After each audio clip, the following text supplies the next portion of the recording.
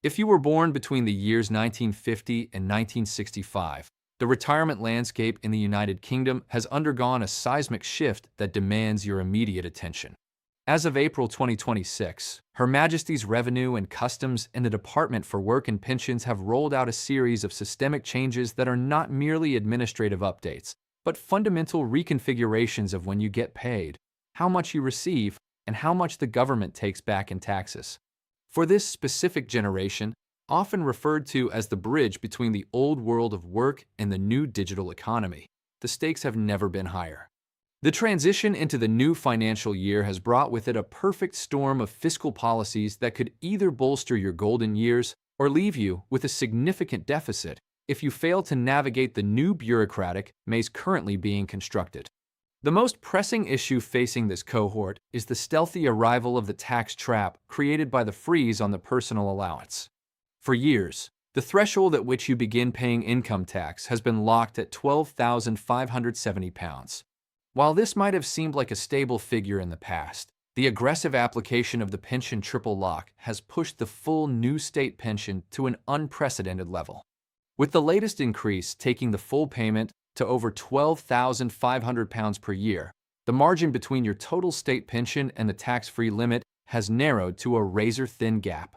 For anyone born in the early 1960s who might still be working part-time or who has a modest private pension pot, this means that almost every single penny of extra income is now subject to a 20% tax deduction. The Revenue Office has issued a fresh warning that they will be utilizing simple assessment letters more frequently this year, catching thousands of retirees off guard with tax bills they never expected to receive in retirement. Furthermore, the actual age of retirement is no longer the fixed point it once was. For those born in 1960 and beyond, the goalposts have moved again. We are currently in the midst of the transition toward a state pension age of 67. If your birthday falls between 1960 and 1961, you are part of the specific group currently experiencing a staggered increase in your wait time. It is a common misconception that everyone retires at 66, but for those born in the early 60s, the wait could be extended by several months or even a full year. This delay is not just a matter of time. It is a matter of thousands of pounds in lost income that must be bridged by personal savings or continued employment. Officials are urging people to check their state pension forecast online, as the date you previously had in your head may no longer be accurate under the 2026 guidelines. Another critical warning issued for the 1950 to 1965 birth years concerns the closing window for national insurance contributions. To receive the full state pension, you generally need 35 qualifying years of contributions. However, many people in this age bracket have gaps in their records due to periods of illness, raising children, or working abroad. The government has recently extended the deadline to plug gaps going back as far as 2006, but this window is not infinite. For those born in the 1950s, this year represents a final opportunity to buy back missing years at a relatively lower rate before the costs are projected to rise significantly. Failing to fill these gaps can result in a permanent reduction in your weekly income, which, over a 20-year retirement, can amount to a loss of tens of thousands of pounds. The method of payment itself is also changing, with a greater emphasis on digital-first communication. The tax office is moving away from paper-based systems, meaning that if you are not registered for a personal tax account online, you might miss vital notifications regarding your pension coding notice. This is the document that tells your pension provider how much tax to deduct. If the government has the wrong code for you, perhaps because they think you are still earning a full salary when you have actually scaled back, you could find yourself being overtaxed on your pension for months before a correction is issued. For the generation born between 1950 and 1965, the transition to these digital platforms is often cited as a point of frustration, yet it has become a mandatory requirement for managing retirement wealth effectively in 2026. We must also address the specific concerns of the women born in the 1950s who were affected by the previous equalization of the pension age. While the legal battles and discussions regarding compensation continue to swirl in the background, the current official warning focuses on ensuring these women are at least receiving the correct graduated retirement benefit and additional state pension components. Many in this age group are entitled to extra payments based on the old state pension system that existed before 2016, but these amounts are not always calculated correctly during the initial claim process. The tax office is encouraging a thorough review of all contracted out periods, where you may have paid a lower rate of national insurance in exchange for a workplace pension, as these calculations are notoriously complex and prone to error. The logistical reality of receiving your money is also tied to a system that many find baffling: the National Insurance Number Payday system. In 2026, your payday is determined by the last 2 digits of your national insurance number. If your number ends in 00 to 19, your money arrives on Monday. Numbers 20 to 39 are paid on Tuesday, 40 to 59 on Wednesday, 60 to 79 on Thursday, and 80 to 99 on Friday. This means that 2 people born on the exact same day in 1955 could receive their payments nearly a week apart. In an era of high inflation and precise household budgeting, knowing your specific day is crucial. Authorities have warned that bank holidays can further disrupt this schedule, making it vital for retirees to plan their direct debits and bill payments with a buffer to account for these variations. Moreover, there is the often overlooked issue of pension credit. Even with the recent increases to the state pension, hundreds of thousands of people born before 1965 are living on incomes below the poverty line because they are not claiming the top-ups they are entitled to. Pension credit is not just extra cash. It is a gateway benefit that unlocks a free television license for those over 75, help with council tax, and assistance with heating bills. The latest communication strategy is heavily focused on encouraging those in the 1950 to 1965 bracket to check their eligibility, even if they own their own home or have a small amount of savings. The stigma surrounding benefits is a significant barrier that the government is trying to break down, as this unclaimed money belongs to the citizens who paid into the system for decades. As we look toward the remainder of 2026, the pressure on the national budget means that further changes could be on the horizon. There are ongoing debates about the sustainability of the triple lock and whether the state pension age will need to accelerate towards 68 even faster than planned. For those currently in the danger zone of birth years between 1950 and 1965, the message is clear: the era of passive retirement is over. You cannot simply wait for a letter to arrive and assume everything is handled. You must proactively check your national insurance record, verify your state pension age on the official government portal, and ensure that your tax codes are reflective of your true income. The complexity of the current system is a direct result of the transition from the old basic state pension to the new single-tier state pension that was introduced in 2016. Because those born between 1950 and 1965 live their working lives under both systems, their final pension amount is a hybrid calculation that is unique to every individual. This is why one-size-fits-all advice often fails this generation. Your starting amount was calculated in 2016, and every year since then has been an opportunity to add to that figure. However, if you reached your maximum contribution before 2016, continuing to work and pay national insurance may not actually increase your state pension at all.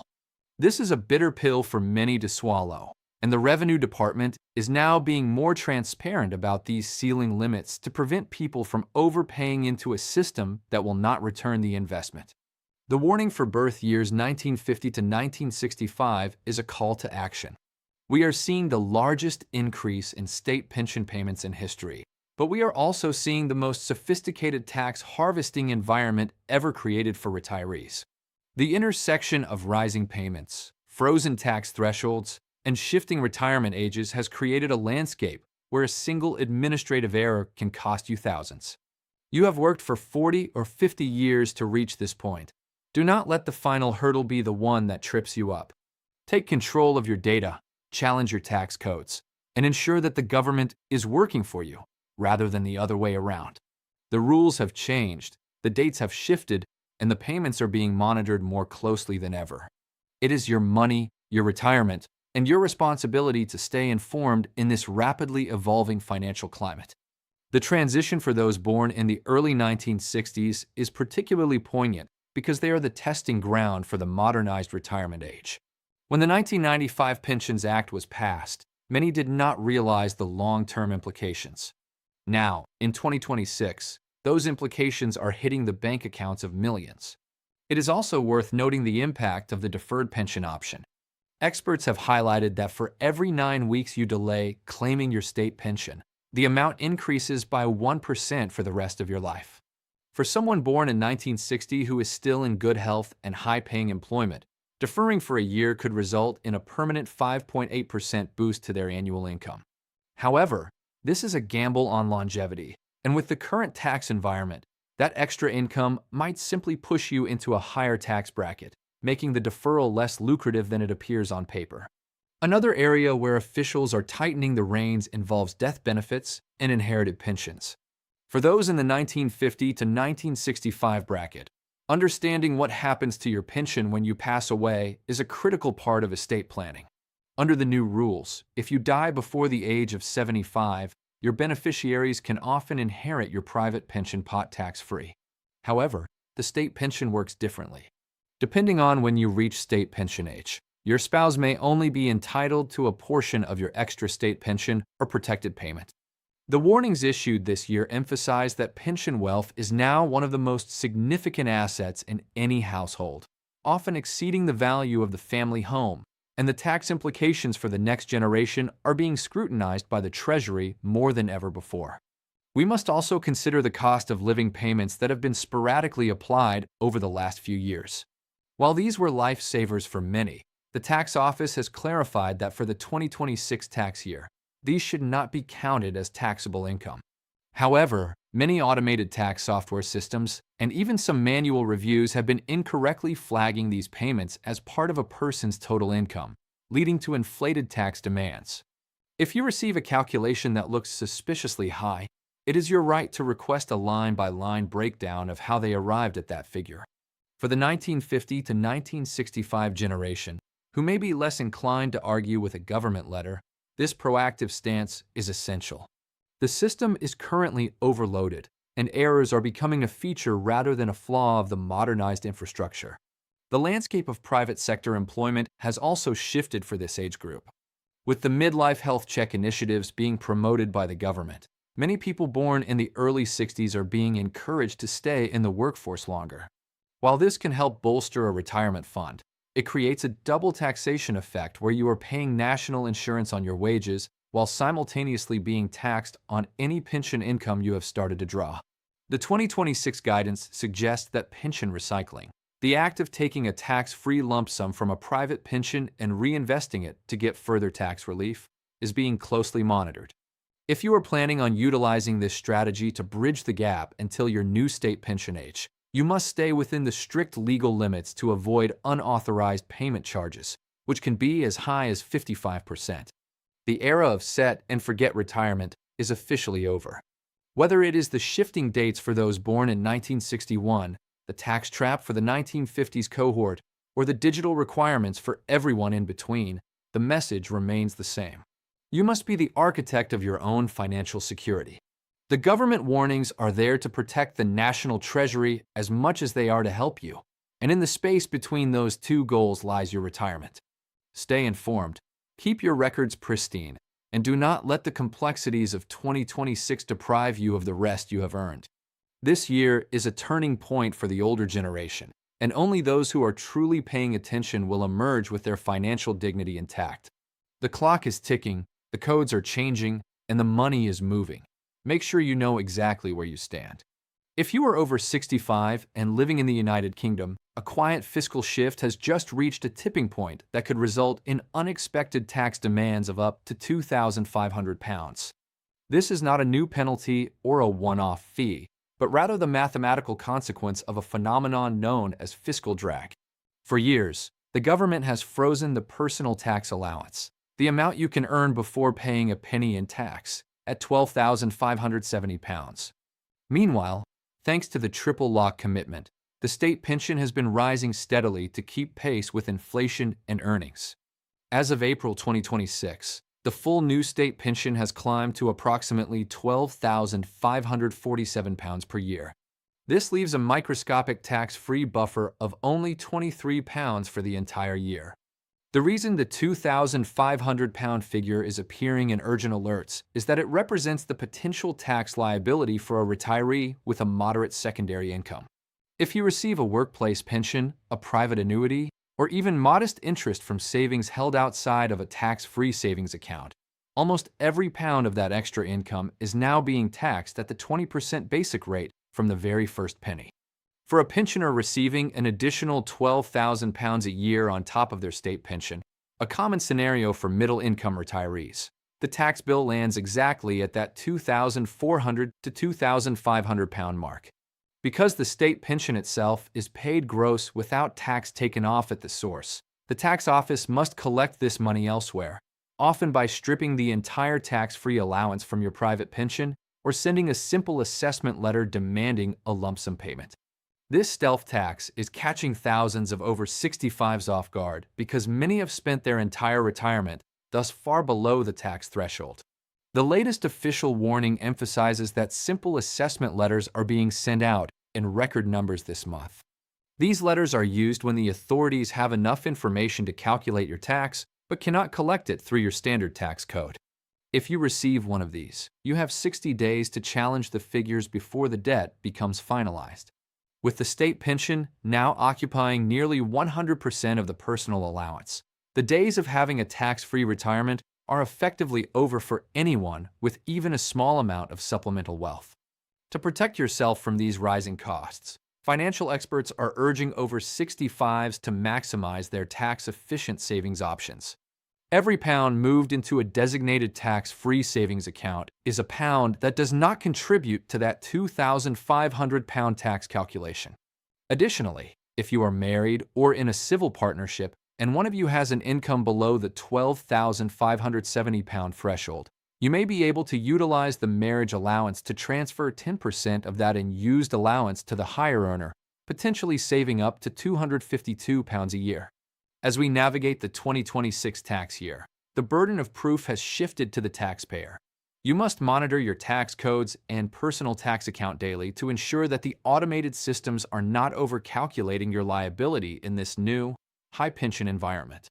The sheer scale of this change cannot be overstated for the 12 million people currently receiving a state pension in Britain. Historically, the state pension was far enough below the personal allowance that most retirees who relied solely on government support never had to interact with the tax office.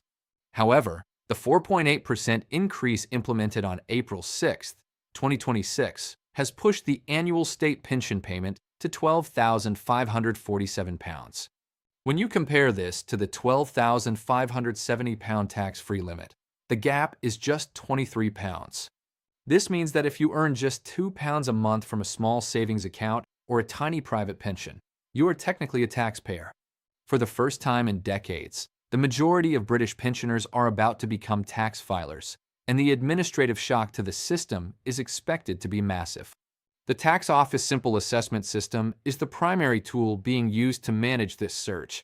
Unlike the standard system where your employer or pension provider deducts tax before you see your money, simple assessment is a retrospective calculation. This means you could receive your full pension for an entire year, only to be hit with a bill for hundreds or thousands of pounds months later. For a retiree on a fixed income, a surprise bill of £2,500 is not just an inconvenience. It is a financial crisis.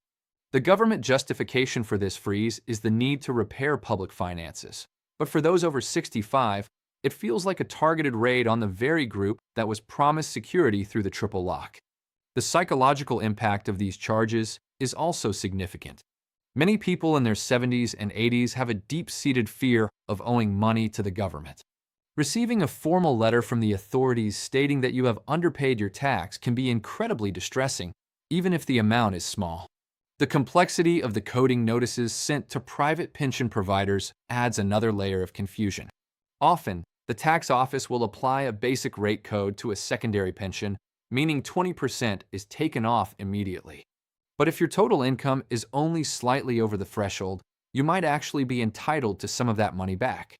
The problem is that the system is currently so backlogged that getting a refund can take 6 to 9 months, leaving pensioners out of pocket during the coldest months of the year when energy bills are at their highest. Furthermore, we must look at the impact on pension credit claimants. While pension credit is designed to help the poorest, the interaction between taxable income and benefit eligibility is becoming increasingly blurred. If your state pension increases due to the triple lock, it might push you just above the limit for certain local council tax reductions or social tariffs for utilities. So, while you get more money in one hand from the Social Security office, the other hand of the state, the tax office or the local authority, takes it back through taxes or lost benefits. This circular economy of poverty is a major concern for advocacy groups in 2026, as it leaves the most vulnerable pensioners standing still despite the record increases in their headline pension amount. The situation is even more complex for those who chose to defer their state pension. If you reached retirement age a few years ago but decided to keep working and delay your payments, you are now entitled to a much larger weekly sum. For every 9 weeks you defer, your pension grows by 1%. While this seemed like a smart investment in a low-inflation environment, in 2026, that enhanced pension is almost certainly going to be taxed at 20% or even 40% if you have other significant assets. Many retirees are now finding that the bonus they earned by working longer is being heavily consumed by the frozen tax bans. Official guidance suggests that before you start drawing a deferred pension, you should perform a total income audit to see if the extra money will simply be handed back to the Treasury. To add to the confusion, the 2026 financial year has seen a crackdown on savings interest reporting. Banks are now required to share data more frequently with the tax office regarding interest earned on standard accounts. In the past, you could earn up to £1,000 in interest tax-free under the personal savings allowance. But if your total income crosses the higher rate threshold of £50,270, your tax-free savings allowance drops to £500. For the middle-class pensioner who has worked hard and saved a nest egg, the combination of the personal allowance freeze and the tapering of the savings allowance can create a massive, unexpected tax liability. This is why the figure of £2,500 is being highlighted. It is the point where multiple tax-free limits are breached simultaneously. The advice from tax professionals is clear: do not wait for the government to contact you. If you know your total income for the year will exceed £12,570, you should proactively check your tax code on the government digital portal. If you have multiple sources of income, ensure that your personal allowance is being applied to the largest one to avoid emergency tax codes being triggered. For those who are not comfortable with computers, seeking help from charities is becoming essential. The 2026 tax environment is the most challenging it has been for retirees in a generation, and the simple assessment is proving to be anything but simple for the millions of over-65s currently in the crosshairs of these new charges. As we look toward the future, the sustainability of this freeze policy is being questioned. Critics argue that by 2028, even the basic state pension could exceed the tax-free limit, making every single pensioner in the country a taxpayer by default. This would be an administrative nightmare for the Revenue Office and a political disaster for any government. However, for the current tax year of 2026, the reality is that the burden has already landed. The alert for those over 65 is not just about a one-time charge. It is about a permanent shift in how retirement is funded. You are no longer retired from tax just because you are retired from work. You are now a participant in a high-stakes fiscal game where the rules are designed to pull the gains of the triple lock back into the central budget. The logistical challenge of paying these bills is another hurdle. The tax office expects simple assessment tax to be paid by January 31st following the end of the tax year.